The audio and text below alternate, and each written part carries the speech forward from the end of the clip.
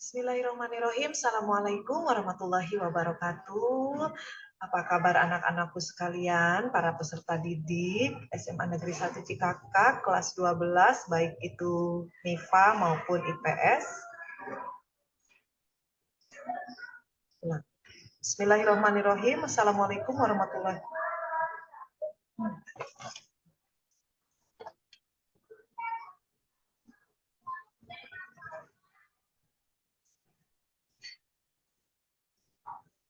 Bismillahirrahmanirrahim. Assalamualaikum warahmatullahi wabarakatuh.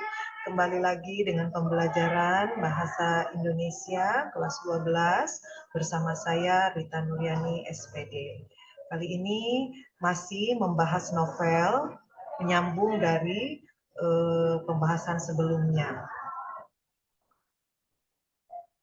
Yang pertama yang akan kita bahas adalah pengertian teks novel, unsur-unsur novel, struktur teks novel, jenis-jenis teks novel, ciri-ciri teks novel, dan kaidah kebahasaan teks novel. Yang pertama, pengertian teks novel. Novel adalah suatu bentuk karya sastra yang berbentuk prosa, yang berisi rangkaian cerita kehidupan seseorang dengan orang-orang di sekelilingnya, dengan menonjolkan watak atau karakter setiap pelakunya masing-masing. Novel berasal dari bahasa Italia, yaitu novella, yang artinya baru. Cerita pendek mengenai sesuatu yang baru. Berita. Dan kata itu sendiri berasal dari bahasa Latin novella, bentuk jamak dari novellus, yang disingkat menjadi novus, yang artinya baru. Menurut Dr. Anus Rastamaji MPD, teks novel adalah sebuah karya sastra yang memiliki dua unsur yang membangun, yakni unsur intrinsik dan unsur ekstrinsik, yang mana keduanya saling berkaitan satu sama lain karena saling berpengaruh dalam sebuah karya sastra. Selanjutnya, unsur-unsur teks novel. Unsur-unsur teks novel terbagi menjadi dua, yaitu unsur intrinsik dan unsur ekstrinsik. Yang pertama adalah unsur intrinsik, yang di dalamnya terdapat tema, yaitu gagasan atau ide utama dari sebuah novel. Tema berisi gambaran luas tentang kisah yang akan dibuat sebagai berita dalam novel. Yang kedua, tokoh dan penokohan. Tokoh adalah pelaku dalam sebuah novel, sedangkan penokohan adalah watak atau karakter dari pelaku dalam sebuah cerita novel. Yang ketiga, alur atau plot. Alur berisi urutan jalan cerita dalam novel yang disampaikan oleh penulis novel. Yang keempat, latar atau setting, yaitu gambaran peristiwa-peristiwa yang mengacu pada waktu, tempat, dan suasana yang terjadi dalam novel. Yang kelima, sudut pandang, yaitu strategi yang digunakan pengarang untuk menyampaikan ceritanya. Yang keenamnya, gaya bahasa, yaitu unsur yang sangat penting sebagai pemicu minat baca seseorang. Dan yang terakhir, amanat, yaitu pesan yang ingin disampaikan oleh penulis melalui cerita dalam novel. Unsur yang kedua, yaitu unsur ekstrinsik, meliputi biografi dan latar belakang penulis, latar belakang pendidikannya, lingkungannya, keluarganya, tempat tinggalnya, dan lain sebagainya. Kemudian kisah di balik layar biasanya didasari oleh pengalaman, kesan atau harapan, dan juga cita-cita sang penulis novel. Yang terakhir, nilai yang ada dalam masyarakat, yaitu nilai-nilai yang sering diangkat oleh penulis di dalam ceritanya. Selanjutnya, struktur teks novel. Struktur teks novel sama dengan teks cerpen, yaitu terdiri dari abstrak. Abstrak adalah inti atau ringkasan dari novel yang menjadi gambaran awal sebuah cerita. Kemudian orientasi, bagian penjelas berkaitan dengan waktu, tempat, dan suasana.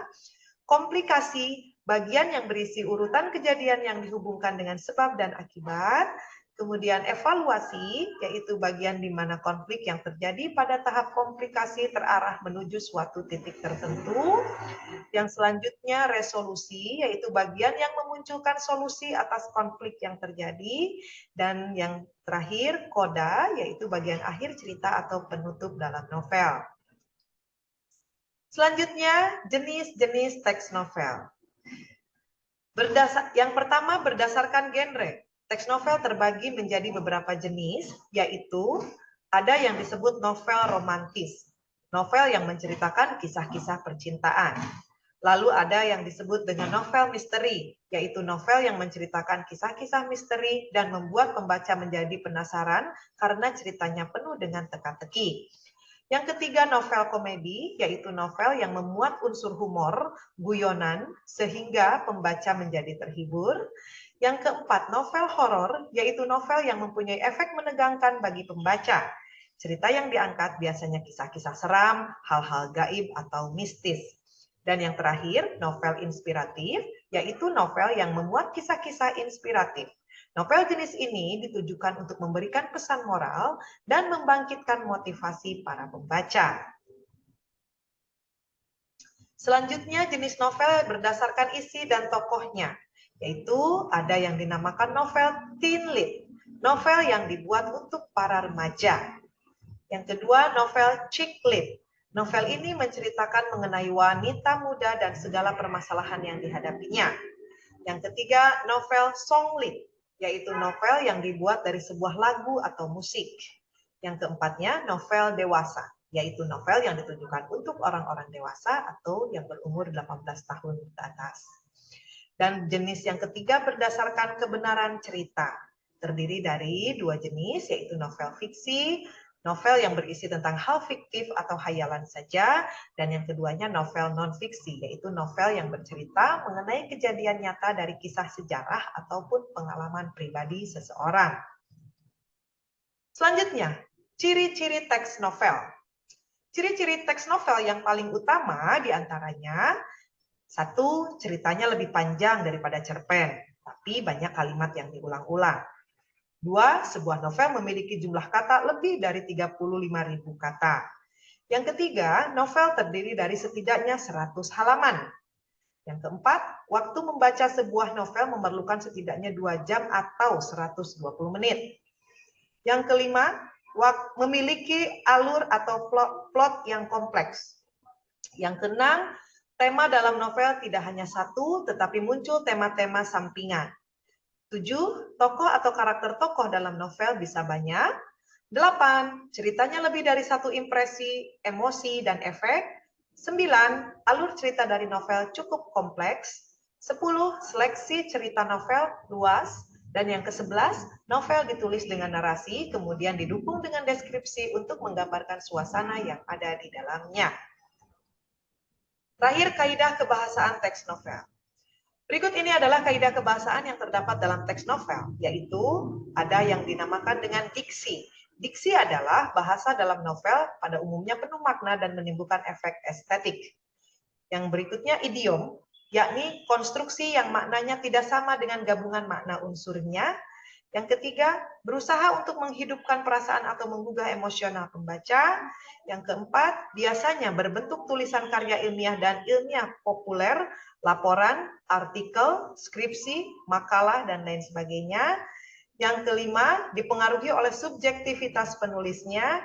Yang keenam, karangan non-fiksi berusaha mencapai taraf objektivitas yang tinggi, berusaha untuk menarik dan menggugah pikiran pembaca.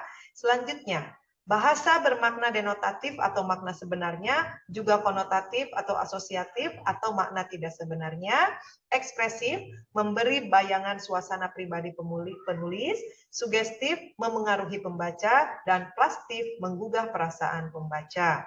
Kaidah selanjutnya, bahasa bersifat denotatif dan menunjuk pada pengertiannya yang sudah terbatas dan tidak bermakna ganda. Melibatkan gaya bahasa sindiran atau ironi, melibatkan gaya bahasa sinisme, sindiran lebih kasar dari ironi untuk mencemooh, melibatkan gaya bahasa sarkasme, sindiran yang sangat tajam dan kasar, bahkan sampai menyakitkan hati seseorang yang menerimanya, dan terakhir, kaidahnya adalah penggunaan bahasa asing yang telah memiliki padanan kata dalam bahasa Indonesia. Demikian anak-anakku, pembahasan kita kali ini tentang novel. Semoga bermanfaat. Wassalamualaikum warahmatullahi wabarakatuh.